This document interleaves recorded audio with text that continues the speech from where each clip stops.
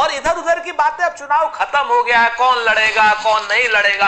अभी हम ये कहने लगे कि शिवराज सिंह जी नरेंद्र मोदी जी से बड़े नेता हैं, चूंकि 7 लाख से ज्यादा की विक्ट्री हुई है, और नरेंद्र मोदी जी इस बार 1,52,000 पर, यानी वर्चुअली अगर कहा जाए तो जीत का सर्टिफिकेट नरेंद्र मोदी जी को मिला है। लेकिन जनता ने जिताया अजय राय को है। कांग्रेस के प्रदेश अध्यक्ष अजय राय ने बुरी तरीके से शिकस्त दी है नरेंद्र मोदी जी को। यह अपने आप में सच है। 1,52,000 की जीत, प्रधानमंत्री जो आप यशस्वी, 10 साल, मोदी गारंटी, 400 पार, पता नहीं क्या क्या करते थे, 1,52,000 से जीते हैं वो। और नरेंद्र क्या नाम, राहुल गांधी जी 4 लाख से जीते हैं। आपको मालूम है ये उत्तर प्रदेश में जो हुआ, सुधांशु जी, बीजेपी क्या इसको बिल्कुल रीड नहीं कर पाई?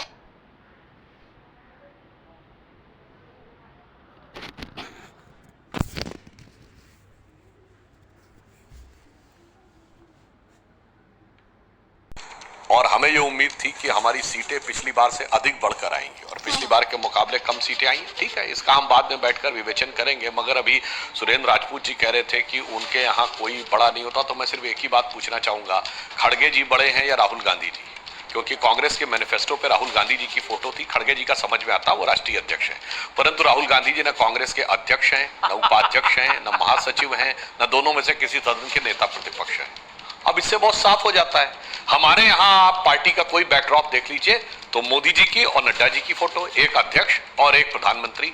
2019 के चुनाव में मोदी जी और अमित शाह जी की फोटो, 2014 में मोदी जी की और राजनाथ जी की फोटो। मगर आपके यहाँ ये बड़ा विचित्र माहौल है, क्योंकि जब सरकार भी चलती थी तो प्रधानमंत्री मनमोहन सिंह जी की छुटका फोटो होती थी और इन सब बातों का नेशनल एडवाइजरी काउंसिल की चेयरमैन जो कैबिनेट, क्योंकि अब तो जो नंबर आ गया है, मुझे लगता है उस पर बात कर लेनी चाहिए। और नंबर को लेकर बीजेपी को कुछ सवालों के जवाब देने चाहिए। उत्तर प्रदेश आपने खुद ही कह दिया कि जिस तरीके के आंकड़े आ रहे हैं उसकी बिल्कुल उम्मीद नहीं थी, तो मैं ये मानकर चल रही हूँ इसके आगे आपने इस बात को बढ़ाया नहीं, तो अभी शायद पार्टी आंकलन नहीं कर पाई होगी कि मोदी योगी के बावजूद उत्तर प्रदेश में इतना बड़ा झटका बीजेपी को क्यों लगा। महाराष्ट्र की बात कर लेते हैं जरा। सुधांशु जी, महाराष्ट्र में भी जबरदस्त नुकसान एनडीए को हो रहा है और एक पक्ष ये कह रहा है कि साहब ये जो तोड़फोड़ की राजनीति महाराष्ट्र में हुई है, बीजेपी को, एनडीए को, इसके लिए महाराष्ट्र के लोगों ने जिम्मेदार माना है। आप सहमत हैं? देखिए, उत्तर प्रदेश सबसे बड़ा राज्य है और आज सीटों की संख्या की दृष्टि से महाराष्ट्र दूसरे नंबर का राज्य है जी। अब इतने बड़े राज्य में यदि हमें अप्रत्याशित परिणाम मिलते हैं तो मानवीय बात है कोई 1 या 2 कारण, और वो भी जबकि अभी चुनाव परिणाम पूरी तरीके से नहीं आए हैं, उनका विश्लेषण बहुत जल्दी होगी। हम लोग पूरा परिणाम आने के बाद व्यापक विवेचना करेंगे, इसमें कई दिन से लेकर कुछ हफ्ते तक लग सकते हैं, उसके बाद हम ये तय कर पाएंगे कि अब हमारी अपेक्षा के अनुरूप परिणाम क्यों नहीं रहे। परंतु यह भी एक यथार्थ है कि तीसरी बार हम स्पष्ट बहुमत एनडीए के नेतृत्व में पाने में सफल रहे हैं। यद्यपि हमारी अपेक्षा से कम रहा, तो हम दोनों बातों का विचार करेंगे और हमने हमेशा किया है। हम 14 और 19 में जीतने के बाद भी हमने विश्लेषण किया था कि जहां हम नहीं जीत पाए क्यों नहीं जीत पाए, और 2004 और 9 में पराजय के बाद भी किया था। तो आज की डेट में एनडीए की विजय हुई है, परंतु हमें अपेक्षा अनुसार सीटें नहीं मिली। हम दोनों चीजों का विवेचन करेंगे। मनोज जी, सबसे बड़ी बात यह है कि उत्तर प्रदेश में जहाँ राम मंदिर बना, हाँ, वो राम मंदिर की प्राण प्रतिष्ठा आनन फानन की गई और ये माना गया कि राम, राशन और लॉ एंड ऑर्डर की राहत, ये उत्तर प्रदेश को मजबूती देगा। लेकिन उसी अयोध्या में खुद लल्लू सिंह किनारे हो जाते हैं, हाँ, जबकि योगी भी वही है, मोदी जी बनारस में, पर चंदौली में महेंद्रनाथ पांडे जो हैं वो हार रहे हैं। हाँ, आंकड़ा वहां का बिगड़ जाता है। हाँ। तो क्या मोदी जी का इफेक्ट बनारस से निकल के 4 कदम की दूरी पे आप एक बार फूंक मार देंगे तो चंदौली तक चली जाएगी? बिल्कुल सटी हुई सीट है बिल्कुल। से, हाँ। तो वहां चंदौली में और यहाँ अयोध्या में जो राम मंदिर, जिस पर पूरी बीजेपी की आस्था है, जो सबसे बड़ी हिंदुत्व की प्रयोगशाला है उत्तर प्रदेश, वहां पर ये हालत, और राम मंदिर के भरोसे ही आप चुनाव लड़ रहे थे इस बार, ये हालत हुई क्यों उत्तर प्रदेश में? ठीक है, यही तो बड़ा सवाल है बादल साहब। बिल्कुल, और उत्तर प्रदेश, लेकिन आपको मैं बताऊं, अयोध्या का अगर रिकॉर्ड देखेंगे तो वहां पर कभी भी धार्मिक ताकतें सियासत में इंपॉर्टेंट नहीं रही हैं। हाँ। वहां लेफ्ट भी जीतते रहे हैं और तमाम दूसरे दल भी ठीक बनारस की तरह। बनारस का भी आप इतिहास देखेंगे तो वहां आप पाएंगे कि वहां पर भी सभी दलों का एक जो धर्मनिरपेक्ष चरित्र जिसको आप कहते हैं वो उभर के आया है। लेकिन एक बात मैं बता दूं, जो बात अभी भारतीय जनता पार्टी के प्रवक्ता कह रहे थे, यूं तो उन्होंने भी संविधान का पालन नहीं किया, भारत का संविधान ये कहता है कि चेहरे पर चुनाव मत लड़िए। जब जीत जाते हैं वो चेहरे, जीते हुए सांसद हैं, वो अपना नेता प्रधानमंत्री का चुनते हैं। राष्ट्रपति प्रणाली हमारे यहाँ नहीं है। बिल्कुल सही बात कह रहे हैं सर आप। और इसको लेकर बाबा साहेब डॉक्टर भीमराव अंबेडकर की तरफ से लोकतंत्र के लिए जो खतरे गिनाए गए थे उसमें एक बड़ा खतरा व्यक्ति पूजा का भी उन्होंने रेखांकित किया था। आइए सर। मैं ये कहना चाह रहा था कि जो ईस्टर्न यूपी है, यानी जो बनारस और ये अयोध्या वगैरह से पूर्वांचल वाला इलाका जहां पर बीजेपी को बड़ा नुकसान हो रहा बड़ा है, नुकसान हो रहा है, वो एक तरह से ओबीसी दलित डोमिनेंट जोन भी है। और वहां पर अगर ओबीसी दलित मोबिलाइजेशन आपके खिलाफ चला जाएगा ये लीजिए तो तस्वीरें आपको हारना पड़ेगा। कांग्रेस के दफ्तर से तस्वीरें आ रही हैं। राहुल गांधी नजर आ रहे हैं, पीले रंग की साड़ी में प्रियंका गांधी नजर आ रही हैं और दोनों भाई बहन जो हैं वो कांग्रेस मुख्यालय की तरफ तेज कदमों से बढ़ते हुए नजर आ रहे हैं। खुशी जो है प्रियंका गांधी की इतनी दूर से, यहीं से चेहरे पर वो मुस्कुराहट उनके नजर आ रही है।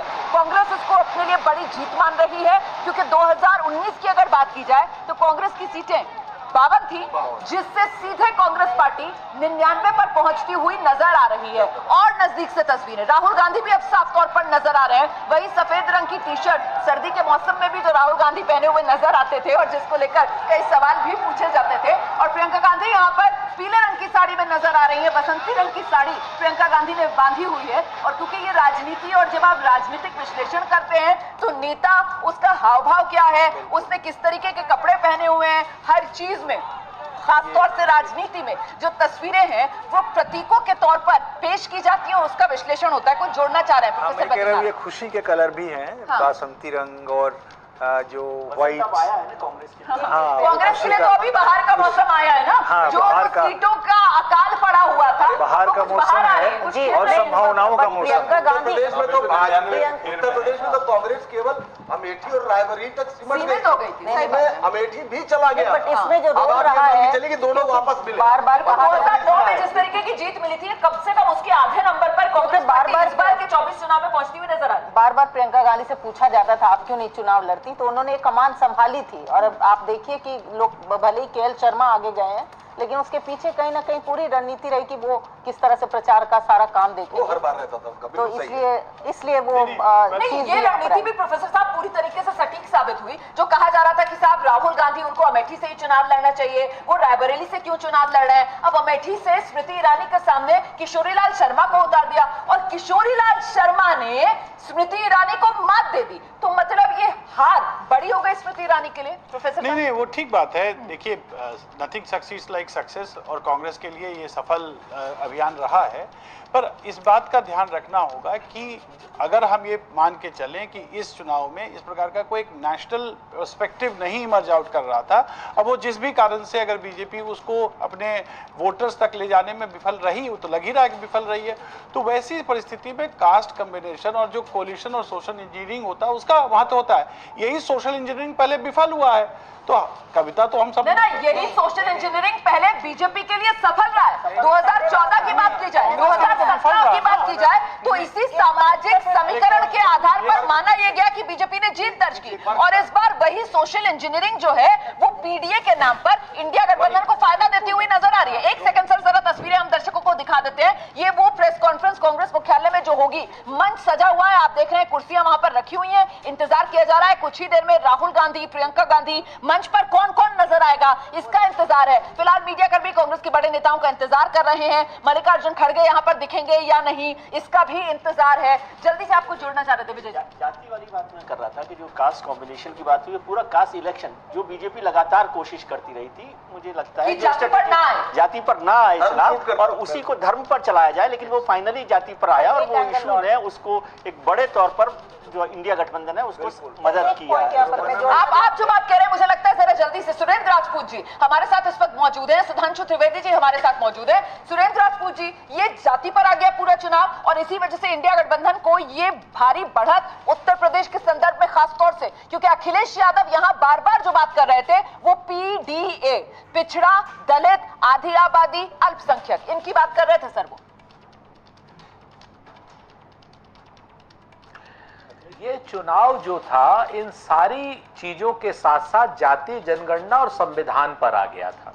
अच्छा। भारतीय जनता पार्टी क्रॉनिक कैपिटलिस्टों की पार्टी के रूप में जनता में प्रस्तुत हुई है और हम लोग कहीं ना कहीं जाति जनगणना कराने वाले, पीडीए की बात करने वाले, सबको संवैधानिक आरक्षण के हक की बात करने वाले के रूप में जाने गए, जो राहुल गांधी जी ने अपना अभियान शुरू किया जिसमें सारे के सारे इंडिया गठबंधन के दलों ने उनका साथ दिया। ये बहुत ईमानदारी की बात है कि भारतीय जनता पार्टी चूंकि आरक्षण के विरोध में आ गई थी, जाति जनगणना के विरोध में आ गई थी, तो ये इसकी वजह से भारतीय जनता पार्टी अब इसके बाद आप इसको जाति, भारतीय जनता पार्टी तो धार्मिक चुनाव कराना ही चाहती है। हमने धार्मिक चुनाव नहीं होने दिया। भारतीय जनता पार्टी ने तो सुधांशु जी जिस बात का जिक्र यहाँ पर सुरेंद्र राजपूत जी कर रहे हैं, क्या धारणा इस 24 चुनाव में खासतौर से उत्तर प्रदेश और महाराष्ट्र में ये बन गई कि भारतीय जनता पार्टी जो है वो आरक्षण विरोधी है? और क्या इसको आप लोगों ने भी भांप लिया था? इसी वजह से आपके नेता भी अलग अलग चुनावी सभाओं में इस बात का जिक्र करने लगे थे कि इस देश के संविधान को